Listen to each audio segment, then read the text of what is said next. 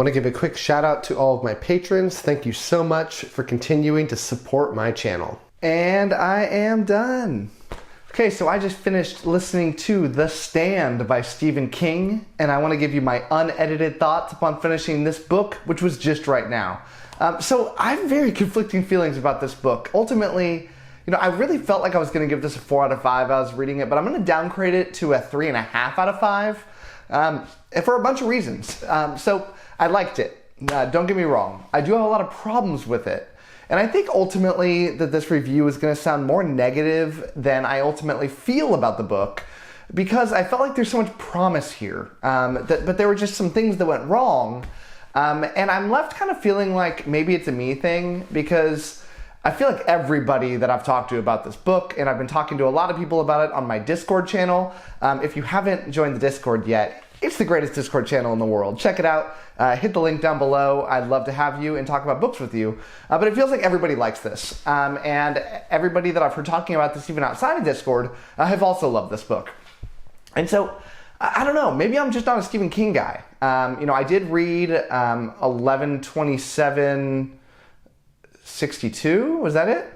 I probably got those dates wrong, but I did read that recently, and I kind of felt like I had a lot of the same problems. And maybe it's a Stephen King thing. Maybe it's a problem I have with Stephen King, but ultimately my criticisms come down to that I just felt like there was too much focus on the characters. It felt like this whole book was about the characters and not enough about the plot. And the plot was so intriguing to me that I wanted so badly to get more of that plot. And the directions that it ended up going, I felt like we're marching towards this really good thing that never quite got there.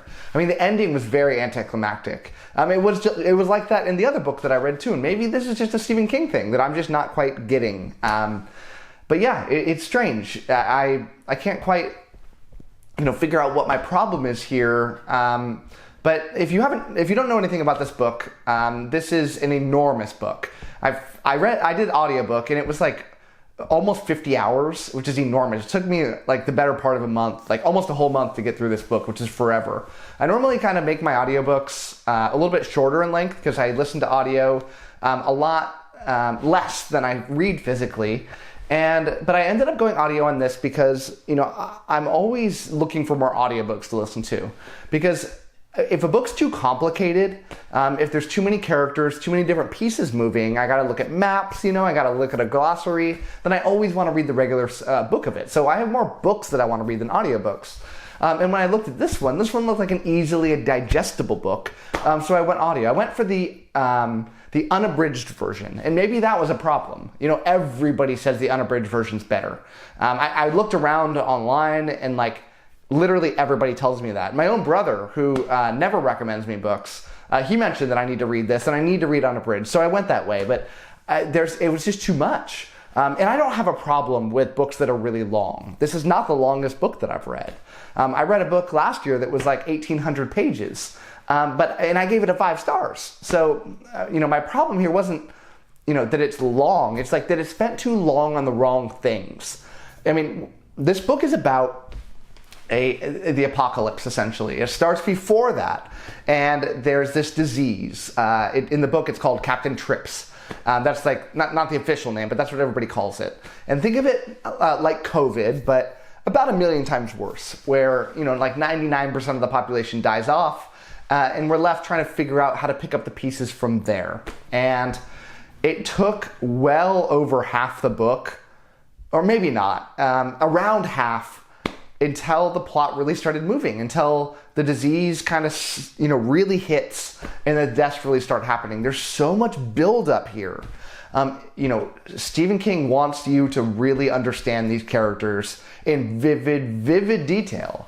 And I didn't need that much detail. And it feels like, and I think this is something a lot of people like about Stephen King, but it feels to me like he writes like stream of consciousness. Like he doesn't really know where he's going with these things. But he just sits down and just writes like a maniac, which is laudable. I wish some other authors would take a cue from him and write more, but I feel like it needed to be planned out a little bit more. I don't want to ruin anything about this book, but it takes some weird fantasy directions when this doesn't feel like a fantasy book. And this is Matt's fantasy book reviews. You would think that, I'd be like, yeah, give me all the fantasy elements, give me more of the fantasy elements. But, they were the worst parts about this book. And I felt like the book would have been stronger had they not existed. And I would have liked them more. The final conflict here, it was very anticlimactic. It felt like, we have this enormous book. We're marching toward, the longer the book, often, the greater the conflict. And we're marching towards this huge thing, and I'm ready for it. I'm geared up. And then what I got just really let me down. And, I did like the last, 50 pages after the conflict was over. But, the cleanup, if you will, I thought it was, enjoyable. But what everything was marching towards, it did let me down quite a bit. So, will I recommend this book to people? I don't know. If you're a Stephen King fan, you've already read this book. This book came out in the 70s. I think it was like 78, maybe earlier. And so, it's been out a long time, and I feel like a lot of people read it. I feel like it kind of got a resurgence again during COVID because it had so many of those, similarities to it. But yeah, just odd. Maybe I would have liked it more had I read the abridged version. But even then, I felt like, the amount that would have needed to be cut out of this book to make it more my style would have been like half the book. I will say that there's a chapter in this book that's one of my favorite chapters that I've ever read in any book.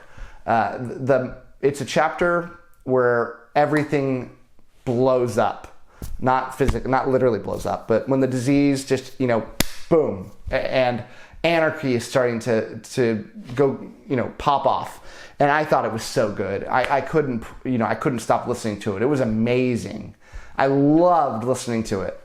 But then, then it went away from that. Then we got back to the character development thing. And I was like, man, I wanted more of that. If we're marching towards that and that's the direction we're going to go, this long build up to get to here, and now we're going in that direction. But I didn't really get a lot more of that. And that was very disappointing.